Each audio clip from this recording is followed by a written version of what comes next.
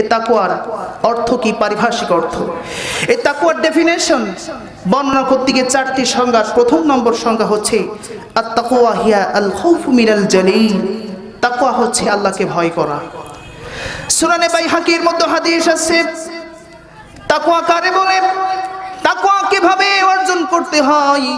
হযরত আব্দুল্লাহ ইবনে ওমর রাদিয়াল্লাহু তাআলা আনহু তিনি সফরে বের হয়েছেন। সফর করতে করতে হঠাৎ করে মরুভূমির মধ্যে চলে গিয়েছেন।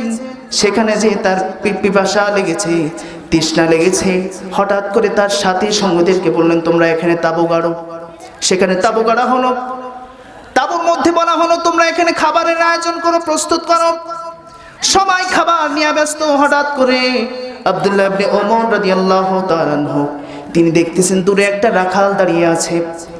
তিনি তাই সেই রাখালের কাছে চলে গেলেন, যে বলতেছেন, রে রাখাল, এই মরুভূমির মধ্যে আমরা ক্লান্ত হয়ে গিয়েছি, আমরা বিভিন্ন রকমের খাবারের আয়োজন করতেছি, তুমি চাইলে আমাদের সাথে আসতে পারো, আমাদের সাথে খাবার গ্রহণ করতে পারো।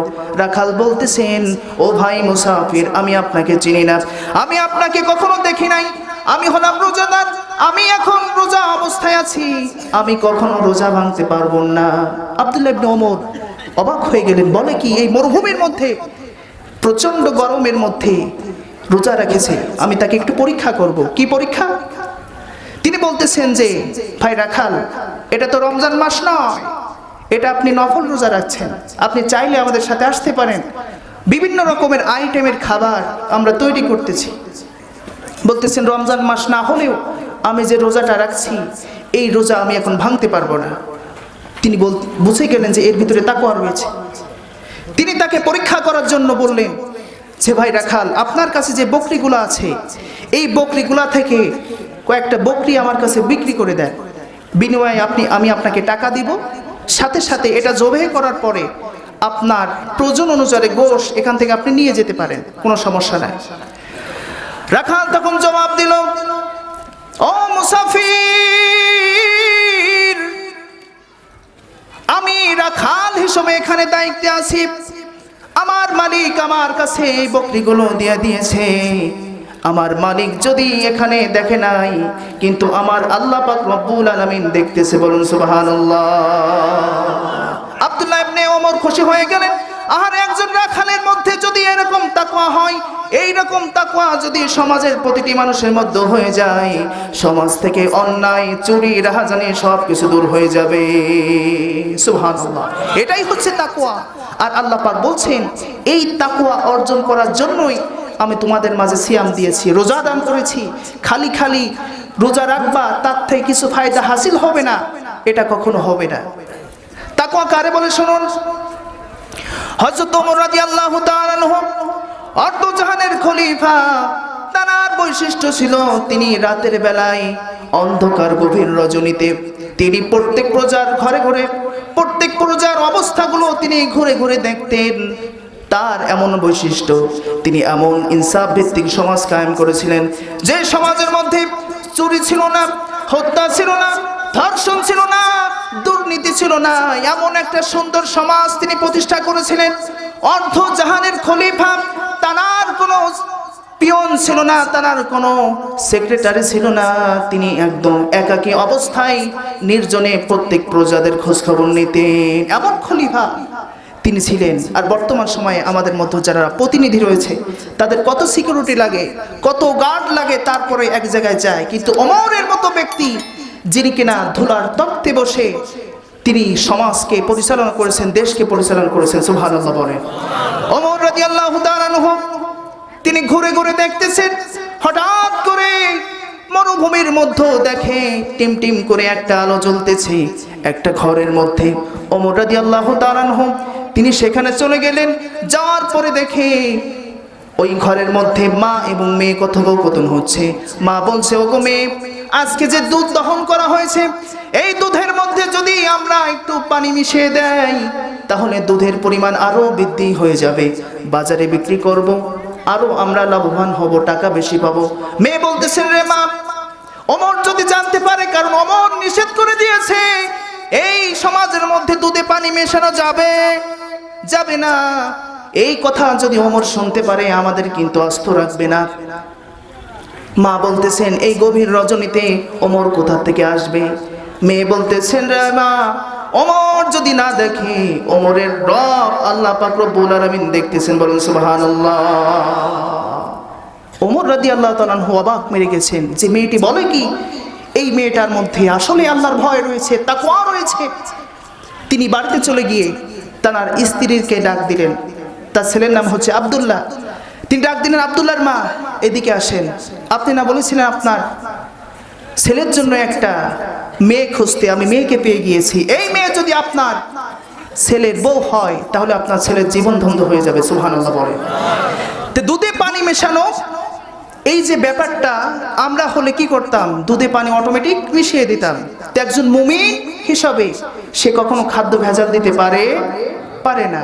এটা হচ্ছে মুমিনের কোয়ালিটি, মুমিনের ব্যক্তিত্ব হচ্ছে এটাই। মুমিন কখনো খাদ্যে ভেজাল দিবে না, ওজনে কম দিবে না।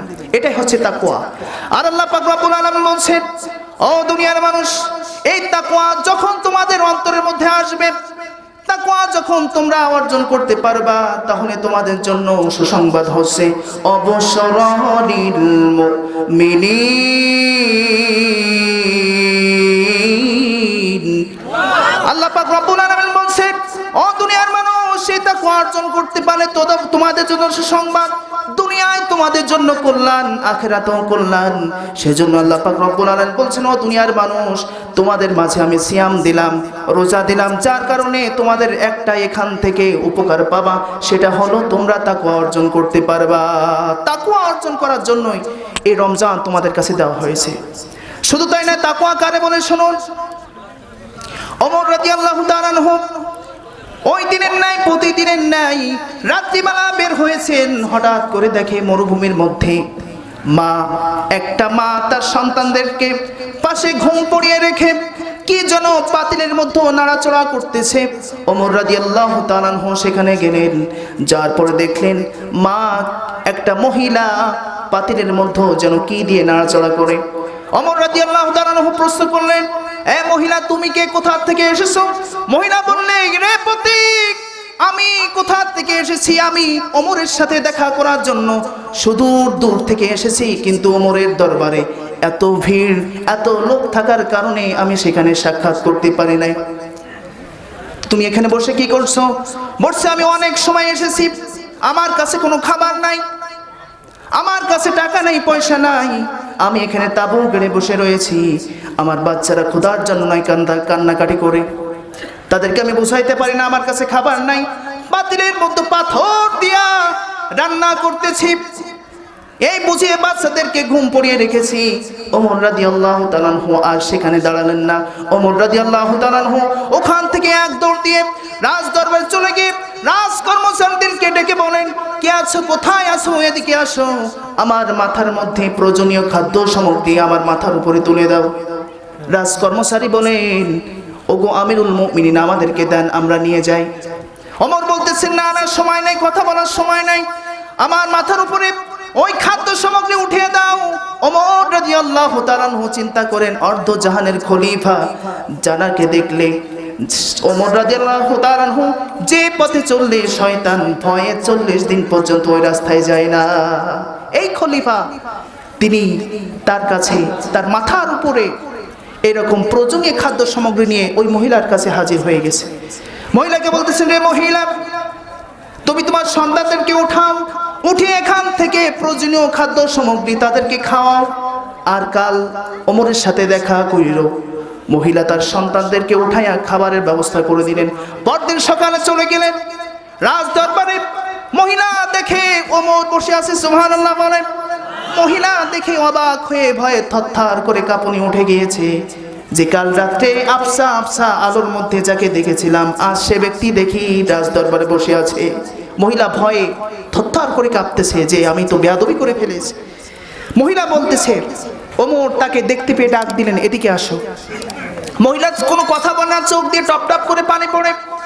মহিলা বলতেছেন, আমিরুল মুমিনিন ওমর, আমি আপনাকে চিনতে পারি নাই, রাতের বেলায় কি না কি বলে ফেলেছি, আপনি বেয়াদবি মাফ করে দিবেন।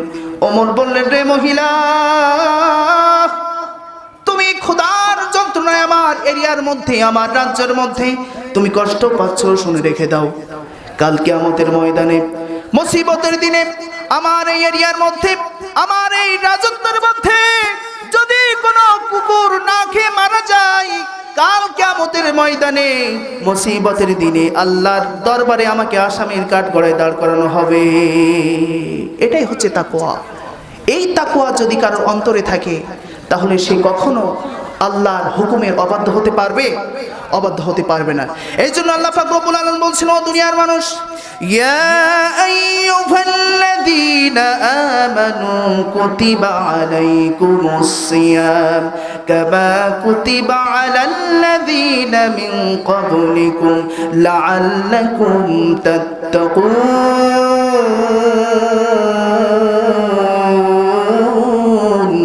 আল্লাহ পাক রব্বুল আলামিন বলেন, রোজা দিয়েছি শুধু রোজাকে পালন করার জন্য নয়, এর থেকে তোমাদের মাঝে শিক্ষা রয়েছে, তোমরা তাকওয়া অর্জন করবা। আলী রাদিয়াল্লাহু তাআলা আনহু তার প্রথম নম্বর সংজ্ঞা দিচ্ছেন, আত-তাকওয়া হিয়া আল খাউফু মিনাল জালিল। তাকওয়ার প্রথম পারিভাষিক অর্থ হচ্ছে সর্ব অবস্থায় আল্লাহকে ভয় করা লাগবে। ভয় করব কাকে? আরো জোরে বলুন, কাকে? আল্লাহ পাক রব্বুল আলামিন বলেন, ইয়া আইয়ুহাল্লাযীনা আমানু তাকুল্লাহ।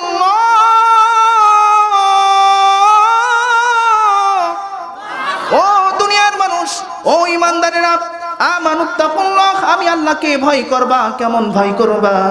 হাক্কা তুকাতিহি, যেমন ভয় করা প্রয়োজন তেমন ভয় করবা। ওয়ালা তামুতুন্না ইল্লা ওয়া আনতুম মুসলিমুন। ও দুনিয়ার মানুষ, তোমাদেরকে এই পৃথিবীর মধ্যে আমি পাঠিয়েছি শুধুমাত্র খেয়ে পরে জীবন যাপন করার জন্য নয়। আল্লাহ পাক রব্বুল আলামিন বলেন, মা খালাকতুল জিন্না ওয়াল ইনসা ইল্লা লিয়াবুদুন। আমি ইবাদত করার জন্য তোমাকে মানুষ এবং জিনদেরকে সৃষ্টি করেছি। এই ইবাদত কাকে